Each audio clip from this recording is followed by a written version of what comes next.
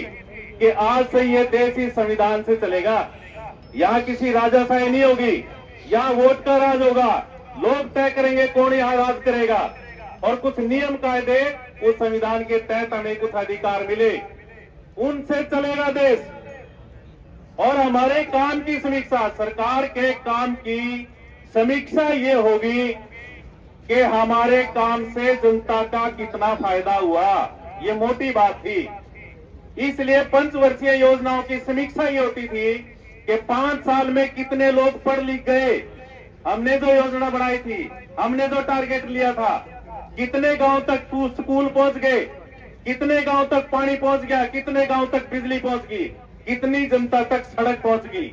ये समीक्षा होती थी 5 साल बाद, और उसमें जो कमी रह जाती थी उस कमी को अगली पंचवर्षीय योजना में लेके फिर उसके ऊपर काम होता था। याद करो 2014 में जब पहली बार मोदी साहब प्रधानमंत्री बने, आते ही पहला काम किया था इस देश का योजना आयोग भंग किया था, जो बिल्कुल बुनियादी चीज थी विकास के लिए, उसकी जगह बना दिया नीति आयोग। नीति क्या है? आरएसएस और बीजेपी की जो नीति है, यहाँ लोगों की आर्थिक तौर पे कमर तोड़नी है। इस बात को समझो आप।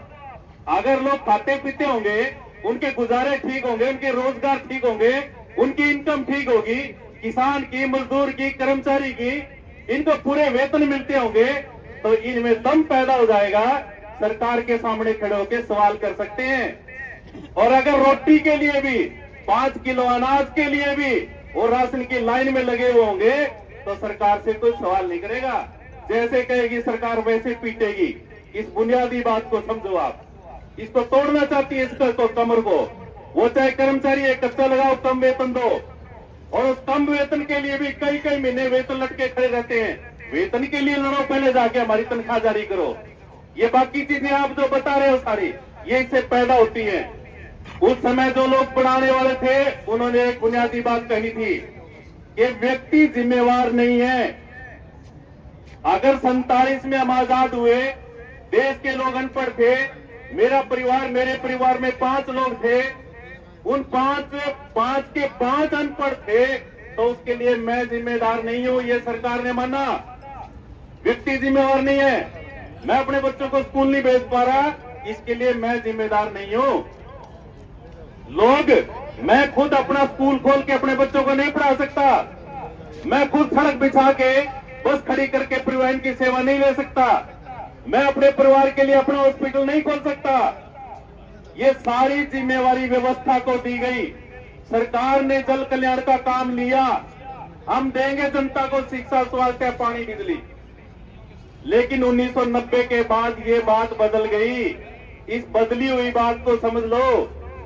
अब क्या कहता है शासक वर्ग? वो कहता है अब व्यक्ति जिम्मेदार है, मेरा बच्चा महंगे स्कूल में नहीं पढ़ पा रहा, ये मेरी गलती है, सरकार की या व्यवस्था की नहीं है। मैंने इतने पैसे नहीं कमाए, मैंने अपनी इनकम इतनी नहीं बढ़ाई कि मैं प्राइवेट स्कूल में पढ़ा सकूं, ये मेरी जिम्मेवारी है। मैं परिवहन की सुविधा, अगर मुझे बस नहीं मिल रही, लोगों को बस स्टैंड पे बस नहीं मिल रही, तो इसके लिए मैं जिम्मेदार हूं, मैं अपनी गाड़ी ले लूं। अपने बच्चों के लिए पैसे कमाओ, गाड़ी लो, अपनी परिवहन व्यवस्था खुद इंतजाम करो। भाई आपको इलाज चाहिए, बढ़िया से बढ़िया मिलेगा। इलाज के मामले में साइंस बहुत आगे जा चुकी है, लेकिन आपके पास पैसा होना चाहिए। अमेरिका में जाके इलाज करा लो, सरकार की कोई जिम्मेवारी नहीं है। ये बात बदल गई। पहले व्यक्ति जिम्मेवार नहीं था, व्यवस्था जिम्मेवार थी, अब व्यवस्था नहीं, व्यक्ति जिम्मेदार हो गया।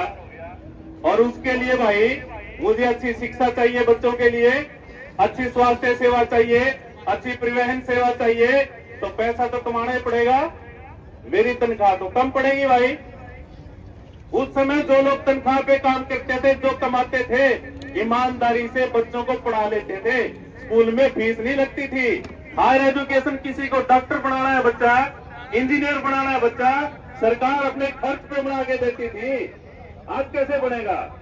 आज तो भाई तनख्वाह से न्यारे काम भी करने पड़ेंगे, मेरे को कोई साइड बिजनेस करना पड़ेगा, प्रॉपर्टी डीलिंग करनी पड़ेगी, नहीं कुछ ज्यादा तो रिश्वत लेनी पड़ेगी भाई, अपने महकमे में करप्शन करनी पड़ेगी। अरे किसको अच्छा लगता है?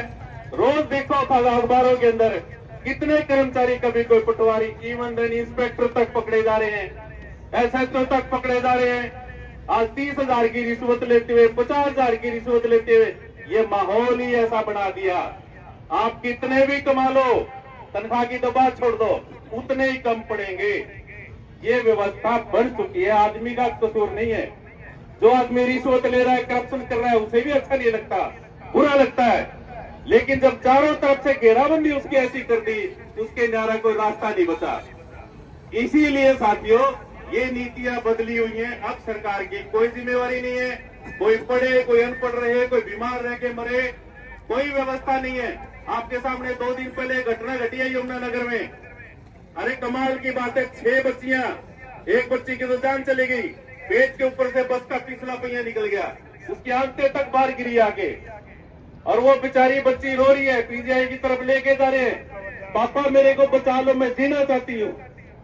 ये उसके शब्द हैं। कोई बात नहीं, नुका मेरे नीचे का शरीर काम नहीं करेगा, कोई बात नहीं, मैं फिर भी जीना चाहती हूँ। और 5 लड़कियों की पिछली दोनों टांगे टूट गई, उनके ऊपर से पहिया निकल गया। क्या बात है? बसें नहीं थी, भीड़ बहुत ज्यादा है, भाग के चढ़ने की कोशिश करते हैं। कॉलेजों में जाना है, बस अड्डों पे मेला लगता है सवेरे सवेरे, इतने स्टूडेंट